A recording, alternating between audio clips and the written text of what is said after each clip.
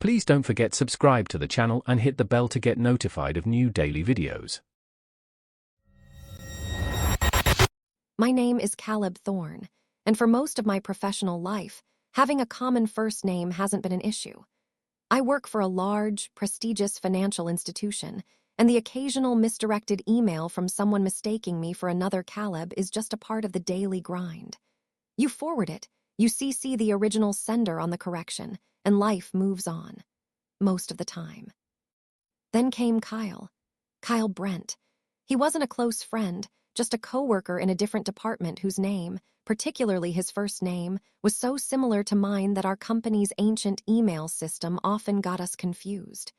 He'd been the recipient of some questionable emails before, which I'd quietly rerouted, adding my usual polite note about checking addresses. He'd never batted an eye. But this email, dated October 17th, was different. It came from an external consultant, a man named Kevin Riley, whose firm often did project work for us. It wasn't just questionable. It was a torrent of vile, hateful rhetoric disguised as a joke, complete with grotesque imagery and explicit threats that made my stomach churn. It was clearly meant for Kyle, not me, but the content alone was deeply unsettling and spoke of a truly dark mindset.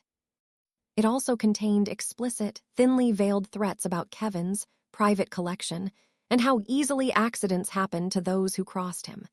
This wasn't just rude, it felt genuinely menacing. Following my usual protocol, I forwarded it to Kyle, CC'd Kevin, and added a short, professional note stating that such content was inappropriate for business communications and violated our company's conduct policies. I fully expected a sheepish apology from Kevin and perhaps a thank you from Kyle for handling it. I was wrong. Kevin's reply landed in my inbox hours later, not as an apology, but as an even more vitriolic, personal, and utterly disgusting tirade directed at me.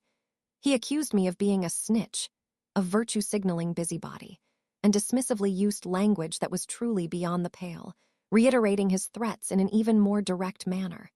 He even boasted about his extensive arsenal and how he'd love to introduce me to it personally. I was stunned, but the real shock came when Kyle chimed in. He sent me a direct email, essentially telling me to mind my own business, accusing me of poking around in other people's emails, and dismissively calling me the corporate morality police. The email from Kevin was clearly meant for Kyle, and Kyle's defense, his lack of any concern over the hateful content or the explicit threats, was a profound betrayal. It solidified my decision.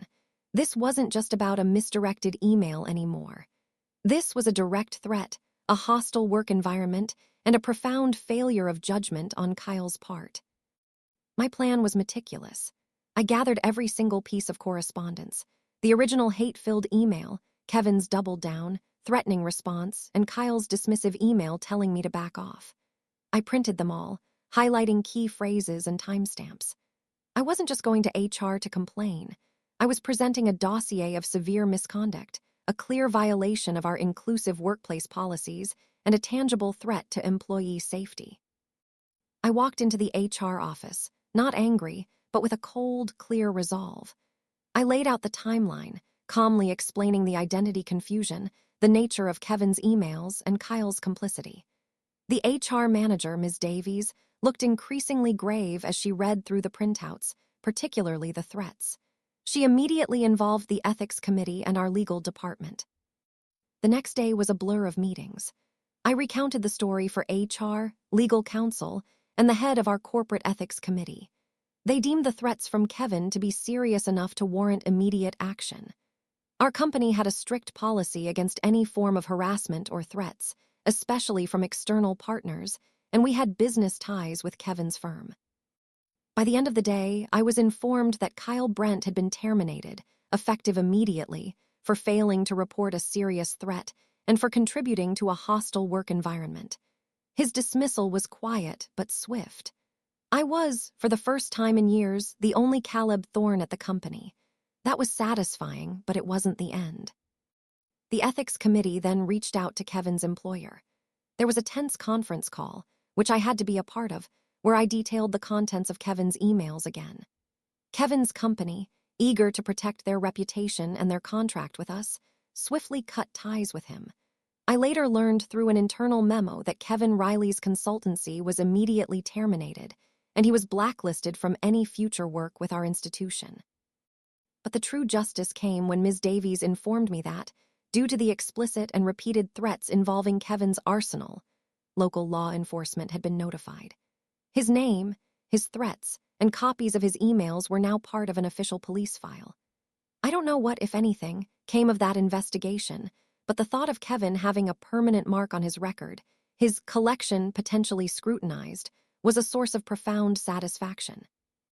Both Kyle and Kevin lost their livelihoods and reputations because they thought they could act with impunity. They learned the hard way that some lines, once crossed, have permanent consequences. They say the arc of the moral universe is long, but it bends towards justice. Sometimes you just have to give it a little push, and I pushed hard. If you enjoyed this video, please hit the thumbs up button to like it. And please do subscribe to support the channel.